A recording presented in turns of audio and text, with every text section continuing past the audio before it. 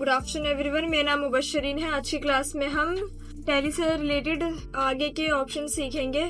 अगर मैं बात बताऊं, अगर आपको टैली प्राइम में हमने क्या क्या कवर कर लिया है, काफ़ी सारे टॉपिक्स ऑलरेडी हमने कवर कर चुके हैं। हम अपने कोर्स में टैली प्राइम कर रहे हैं कि टैली प्राइम में हमने काफ़ी चीज़ें क्लियर कर ली हैं। ट्रेडिंग अकाउंटेंसी कर ली है, मैन्युफैक्चरिंग अकाउंटेंसी कर ली है, सर्विस ऑर्गेनाइजेशंस कर ली है, जीएसटी कॉन्फ़िगरेशन कर लिया है, परचेज कैसे करते हैं, इन सब से रिलेटेड सारी हमने ट्रांजेक्शन ऑलरेडी कर रखी है। 80 अप्रॉक्स वीडियोस बना चुके हैं, 80 समथिंग, 80 प्लस आई थिंक मैंने वीडियोस अपलोड हो रखी है हमारे चैनल में। आई होप आप लोगों ने वो सब देखा होगा। उनसे जो आपकी कंफ्यूजन वगैरह होंगी वो आपको क्लियर हो गई होंगी वीडियो के जरिए। अब जो हम पढ़ेंगे वो पे रोल है, जो हमारा टॉपिक है वो पे रोल है। अब ये लास्ट ऑप्शन है एक तरह से, समझ लें हम पे रोल का।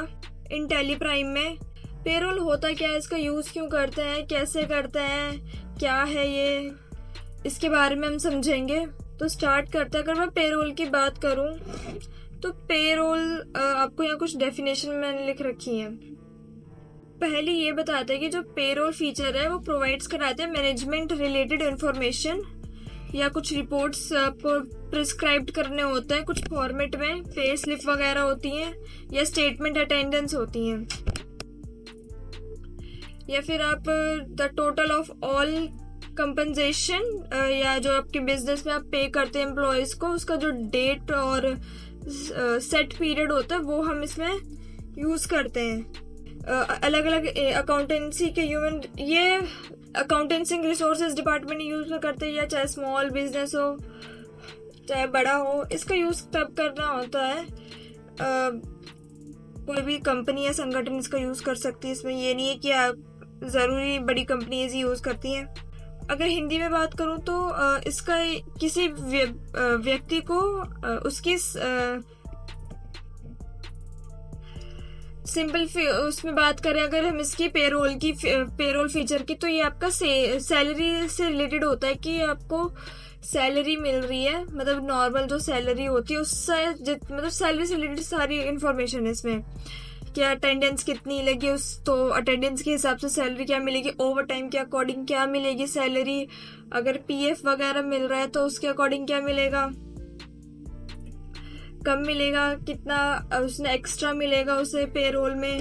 तो नॉर्मल अगर आप ट्रांजेक्शन करते हैं तो क्या करते हैं, सैलरी एंट्री है कि paid salary to Sakshi by bank, तो salary account debit to bank account होता है, ये नॉर्मल है। लेकिन जब आप पे रोल में इसका यूज करते हो तो डिफरेंट होता है, इसका यूज हम डिफरेंट वे में करते हैं।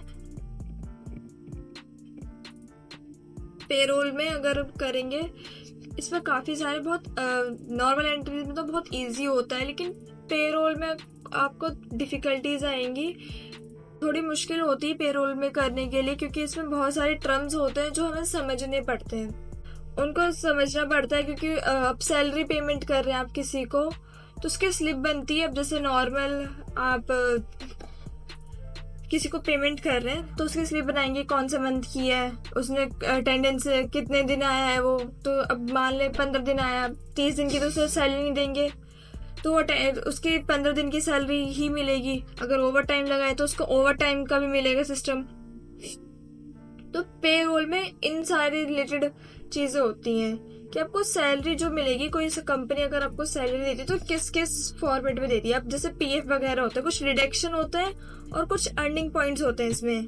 डिडक्शन में क्या होता है कि आपकी जो कंपनी है, आपके संगठन है, जो भी है आपका ऑर्गेनाइजेशन, वो क्या डिडक्शन कर रहा है या क्या अर्न कर रहा है, मतलब आपको क्या दे रहा है, अब उससे क्या अर्न कर रहे हैं, मिल क्या रहा है। और डिडक्शन की बात करूं तो एक तरह से पीएफ होता है कि आपकी सैलरी से कटता है। आपको अगर जैसे अगर जो आप किसी घर में, आप अपने एग्जांपल ले लेना, पूछ लेना कि पीएफ क्या होता है, ये एक तरह का फंड होता है जो आपकी सैलरी से मंथली कटता रहता है, तो वो आपका मेंशन रहेगा पे रोल में। अभी किसकी हेल्प से रहता है, पे हेड की हेल्प से। ये जो पे हेड्स क्या होती हैं, जो हम पे हेड्स में बता दूं, पे हेड में भी एक अर्निंग टू द एम्प्लॉय होता है, और डिडक्शन कह सकते हैं which is record from his her salary, the value of this pay heads could be either fixed or variable for each payroll period। मतलब जो पे हेड होता है वो चाहे तो अर्निंग हो सकती है एम्प्लॉय की, या डिडक्शन जो रिकवर्ड करता है इसकी सैलरी से, मतलब सैलरी से ही उसका होगा, जो भी होगा बेसिक सैलरी से उसका अर्निंग पॉइंट और उसका डिडक्शन। और ये जो वैल्यू होती है कभी फिक्स्ड भी हो सकती है या वेरिएबल, मतलब हम खुद से भी दे सकते हैं, और ये पेरोल एक पीरियड टाइम तक रहती है। अभी पे हेड्स क्या है समझ में आ गया होगा कि जो एम्प्लॉय जो अर्न करता है, मतलब जो सैलरी वगैरह मिल रही है या उसका कुछ डिडक्शन हो रहा है, कुछ कट रहा है, तो वो पे हेड्स होते हैं। ये बनाने पड़ते हैं हमें टैली प्राइम में, इनका क्रिएशन करना होता है। ये डायरेक्ट नहीं मिलता है आपको, ये क्रिएशन करने पड़ते हैं कि मुझे सैलरी का अर्निंग सैलरी का बनाना है, पीएफ का बनाना है, चार है हमारा। तो ये सारे पे हेड्स होते हैं जो हम बनाते हैं, फिर इनका यूज करना होता है अपने टैली प्राइम में। अभी भाई अलग अलग टाइप्स के होते हैं कि अर्निंग फॉर एम्प्लॉयज होता है कि जो भी अर्निंग हो रही है वो किसके लिए हो रही है, एम्प्लॉयज के लिए हो रही है। डिडक्शन फ्रॉम एम्प्लॉयज की एम्प्लॉयज से डिडक्शन कर रहे हैं।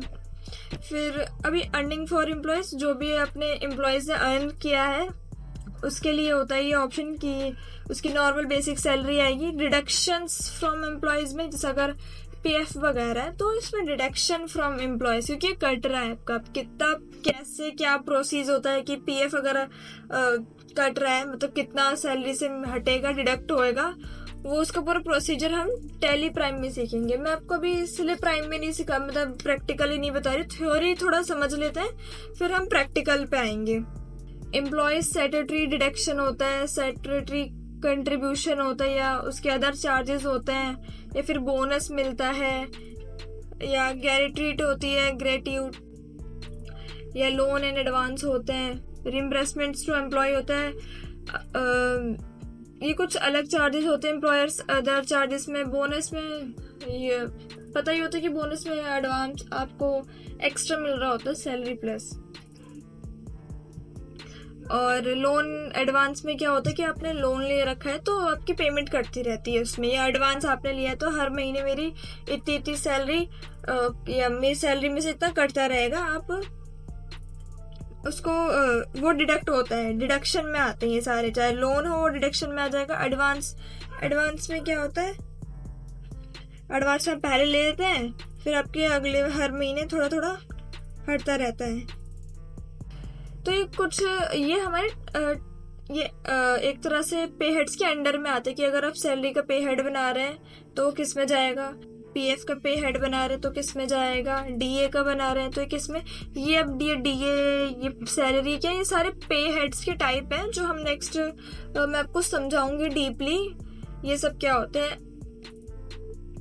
अभी आप फिलहाल ये समझे कि पे हेड का यूज क्यों कर, उसमें क्या आता है, उसमें अर्निंग टू एम्प्लॉय या डिडक्शन की बात होती है जो रिकवर्ड होता है किसी भी लड़के या जो भी आपका एम्प्लॉय है, चाहे वो मेल हो या फीमेल हो, उसकी सैलरी से होता है।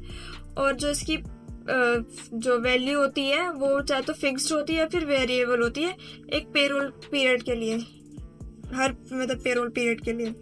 आई होप आपको ये समझ में आया होगा कि पेरोल क्या होता है टैली प्राइम में, इसका यूज क्यों करते हैं। स्लिप या पेरोल स्टेटमेंट्स या अटेंडेंस ओवर टाइम रजिस्टर करना हो, या हमें जो हमारे एंटरप्राइजेस या ह्यूमन रिसोर्सेज डिपार्टमेंट होते हैं उनको मैनेज करने के लिए, इनकेस आप, या फिर मान लें आपका बिजनेस छोटा है तो आप नॉर्मल यूज कर लेंगे, 10-8 बंदे तो उनका पेरोल यूज करने की जरूरत ही नहीं है, आप ऐसे भी दे सकते हैं। लेकिन 8-10 बंदों से ज्यादा है, 50-100, तो उनके लिए हमें पेरोल का यूज करना पड़ता है।